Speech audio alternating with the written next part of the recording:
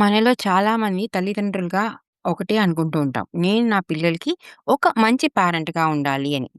కానీ నిజానికి మనము ఎంతమంది ఇలా ఆలోచిస్తాము? నేను నా పిల్లలకి ఒక సురక్షితమైన పేరెంట్‌గా ఉండాలి అని. ఈ 2 ప్రశ్నలకి మధ్య తేడా చాలా చిన్నదిగా అనిపించొచ్చు. అసలు ఇర్రిలెవెంట్‌గా గూడా అనిపించొచ్చు. కానీ పిల్లలు తమ మనసులో ఉన్నది మనతో వచ్చి పంచుకుంటున్నారా? లేదు తన ఆ భావాల్ని తనలోనే దాచుకుంటున్నాడా? అనే నిర్ణయము వాళ్ళు ఎప్పుడు తీసుకుంటారంటే, వా మనల్ని వాళ్ళు ఒక మంచి పేరెంట్‌గా చూసినప్పుడా? లేదు ఒక సురక్షితమైన మనిషిగా, లేదా ఒక సురక్షితమైన పేరెంట్‌గా గమనించినప్పుడా? ఈరోజు ఈ విషయం గురించే నేను మాట్లాడటానికి మన పేరెంట్స్‌తో ఒక చిన్న మాట పాడ్‌కాస్ట్ షోకి వచ్చేసాను. నమస్కారం. నేను మీ సుహాస్‌ని. పేరెంట్స్‌తో ఒక చిన్న మాట పాడ్‌కాస్ట్ షోకి స్వాగతం. మీరు ఒక చిన్న సంఘటనని ఊహించండి. మీ ఇంట్లో స్కూలు నుంచొచ్చిన మీ అమ్మాయి, "అమ్మా ఈరోజు స్కూలులో" అని మొదలుపెడుతుంది. మనకి తను స్కూలు నుంచి రాంగానే మనం తనని పిక్ చేసుకోవడానికెళ్తాము. మనకి బోలెడన్ని పనులు మన మైండ్‌లో తిరుగుతూ ఉంటాయి. ఆఫీస్ వర్క్ అవ్వచ్చు, ఇంటి వర్క్ అవ్వచ్చు, ఏదైనా అవ్వచ్చు. తను చెప్పడం మొదలెట్టంగానే మనము ఒక సొల్యూషన్ ఇస్తాం. ఇప్పుడు ఫర్ ఎగ్జాంపుల్ ఆలోచించండి. అమ్మ ఈరోజు నన్ను సౌమ్య తిట్టింది. నేను సౌమ్యతో చాలా కోపంగా ఉంది. నాకు చాలా బాధేసింది అన్నామనుకో. ఇంత చిన్న విషయానికి ఎందుకు బాధపడుతున్నావు? రేపు నువ్వు మర్చిపోతావు. సౌమ్య నీ ఫ్రెండే కదా!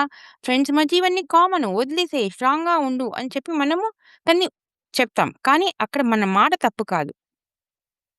మీ కూతురు మనసులో భావాల్ని మనము పూర్తిగా ఎక్స్‌ప్రెస్ చేయనివ్వలేదు.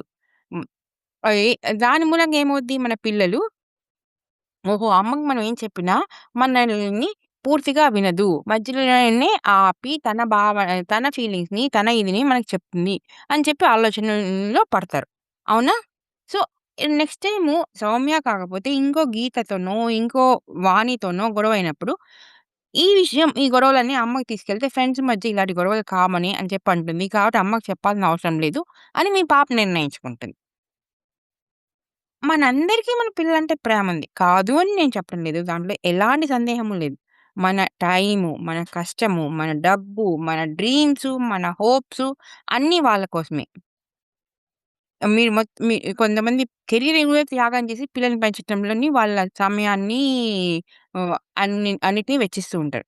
కాబట్టి నేను మంచి పేరెంటు అని చెప్పుకోవటం మీ హక్కు. అందులో దాన్ని కాదనడానికి ఎవరికీ అధికారం లేదు. మీరు చెప్పుకోవటం కూడా కరెక్టే. కానీ పిల్లలు మీరు మంచి పేరెంటా అని చెప్పడం కోసం ఇంకొక డైరెక్షన్‌లో చూస్తారు. ఏంటంటే, నేను నా మనసులో భావనల్ని తప్పైనా, ఒప్పైనా, అమ్మ మీద కోపమైనా, చిరాకైనా నేను అమ్మతో పంచుకోగలనా? ఈ నేను పంచుకుంటే ఈ మనిషి నాకు కరెక్ట్‌గా రెస్పాన్స్ ఇస్తారా? దాన్ని బట్టి వాళ్ళు మనల్ని నిజంగా మనం వాళ్ళకి ఎంత సురక్షితంగా అనిపిస్తున్నామో, ఎంత సేఫ్‌గా అనిపిస్తున్నామో మనతో వాళ్ళు తమ ఫీలింగ్స్ చెప్పుకోవడానికి అని చెప్పి వాళ్ళు డిసైడ్ చేసుకుంటారు. మనము ఎప్పుడూ పేరెంట్‌గా చాలా ప్రయత్నాలు చేస్తుంటాం. కానీ చాలా ఎక్స్‌పెన్సివ్ గిఫ్ట్స్ ఇస్తుంటాం. పిల్లల్ని ఎక్స్‌పెన్సివ్ వెకేషన్స్ తీసుకెళ్తాం. హోటల్స్‌కి తీసుకెళ్తాం. సినిమాలకు తీసుకెళ్తాం. కానీ పిల్లలు అడిగారనుకో ఒక 2 ఏళ్ల తర్వాతో, 3 ఏళ్ల తర్వాతో వాళ్ళు ఆ గిఫ్ట్‌ని మర్చిపోతారు. ఆ గిఫ్ట్ ఇరిగిపోయుండొచ్చు. ఆ డిన్నర్ అరిగిపోయుండొచ్చు. ఆ మూవీని మర్చిపోయుండొచ్చు. కానీ ఆ మూవీకెళ్ళిన రోజు జరిగిన అనుభూతులు, అనుభవాల్ని వాళ్ళు చాలా కాలం గుర్తుంచుకుంటారు. మనం ఎంత కష్టపడ్డాము, ఆ మూవీకి తీసుకెళ్ళడానికి ఎంత డబ్బులు ఖర్చు పెట్టాము, ఆ గిఫ్ట్ కొనడానికి అనేది వాళ్ళకెప్పుడూ గుర్తుండదు. ఆ గిఫ్ట్ గూడా గుర్తుండదు. ఆ గిఫ్ట్‌ని వాళ్ళు ఆడుతున్నప్పుడో, లేదు మీరు ఆ గిఫ్ట్‌ని వాళ్ళకిచ్చినప్పుడు, వాళ్ళలో కలిగే అనుభూతి, ఒక భావనని మటుకు వాళ్ళు పెద్దయ్యాక వాళ్ళ తో గూడా చెప్పుకుంటారు.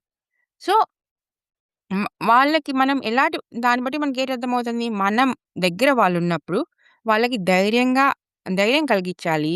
వాళ్ళని మాటలు మనం విన్న ఆహ్, ఫీలింగ్ వాళ్ళకివ్వాలి. ఒక అనుభూతినివ్వాలి. అలాంటప్పుడే వాళ్ళు మన దగ్గరికి రాగలరు. అందుకే ఈ వారం మీ పిల్లలు మీ దగ్గరికి ఏదైనా చెప్పడానికొచ్చినప్పుడు వెంటనే సమాధానం చెప్పకండి. వెంటనే సలహాలు ఇవ్వకండి. ప్రాబ్లమ్‌కి సొల్యూషన్‌లు ఇవ్వకండి. వాళ్ళ మాటలు పూర్తిగా వినండి. కొన్నిసార్లు పిల్లలకి పరిష్కారం అనేది అవసరం ఉండకపోవచ్చు. వాళ్ళకి మా మాట వినే ఒక మనిషి మటుకు కావాలి. ఎప్పుడైతే మీరు సేఫ్‌గా మీరు వెంటనే రియాక్ట్ అవ్వకుండా మీ పిల్లలు మీ దగ్గరికొచ్చి ధైర్యంగా తమ మనసులో భావాలను పెంచుకోగలుగుతారో, అప్పుడే వాళ్ళు మీ దగ్గరికొచ్చి ప్రతి ఒక్క చిన్న విషయానికి ఓపెన్ అవుతారు. ఈరోజు చిన్న ప్రాబ్లమ్స్‌తో వచ్చిన పిల్లలే రేపు పెద్ద ప్రాబ్లమ్‌తో కూడా వస్తారు. కానీ దానికి అర్థం మీరు ఆ పెద్ద ప్రాబ్లమ్ సాల్వ్ చేయాలని కాదు. మీ దగ్గర వాళ్ళ కొచ్చిన ప్రతి ప్రాబ్లమ్‌కి ఒక సొల్యూషన్ ఉంటుంది అని కాదు. వాళ్ళకి కావాల్సిందల్లా వాళ్ళ మనసులో భావనలు వినటానికి అవసరమే ఒక మనిషి మటికే. అందుకే ఈరోజు చివరిగా మిమ్మల్ని ఒక ప్రశ్న అడుగుదామనుకుంటున్నాను. మీ పిల్లవాడు మీ దగ్గరికి భయపడి, బాధపడి లేదా తప్పు చేసొచ్చినప్పుడు, ఇంటికొచ్చినప్పుడు ఆహ్, మ వాడిళ్ళకి గుర్తొచ్చే మొట్టమొదటి మనిషి ఎవరు? ఎవరి దగ్గరికెళ్లి నేను ఈ విషయం చెప్పుకోగలను? ఎవరి దగ్గరికెళ్లి ఈ విషయం నేను చెప్పుకుంటే ఈ ప్రాబ్లమ్‌కి సొల్యూషన్ దొరుకుతుంది అని ఎవరిని వాళ్ళు గుర్తు చేసుకుంటారు? కావాలంటే మీ పిల్లల్ని ఆ ప్రశ్న ఎళ్లి అడగండి. మీ మనసు మటుకు ఒకవేళ అవును అని చెప్పగలిగితే, మీరు మీ పేరెంటింగ్ జర్నీలో మీ పిల్లలకి వరల్డ్స్ బెస్ట్ పేరెంట్‌గా మీకు మీరే అవార్డ్ ఇచ్చుకోవచ్చు. ఎందుకంటే, మీ పిల్లలు మిమ్మల్ని నమ్ముతున్నారు కాబట్టి. సో, ఈరోజు చిన్న మాట అంతే ఫ్రెండ్స్. మీకు ఈ ఎపిసోడ్ నచ్చితే, మీకు తెలిసిన మరో పేరెంట్‌తో తప్పకుండా పంచుకోండి. మళ్ళీ మరో మంచి ఎపిసోడ్‌తో వచ్చే ఎపిసోడ్‌లో కలుద్దాం. Keep smiling and be happy. Take care friends.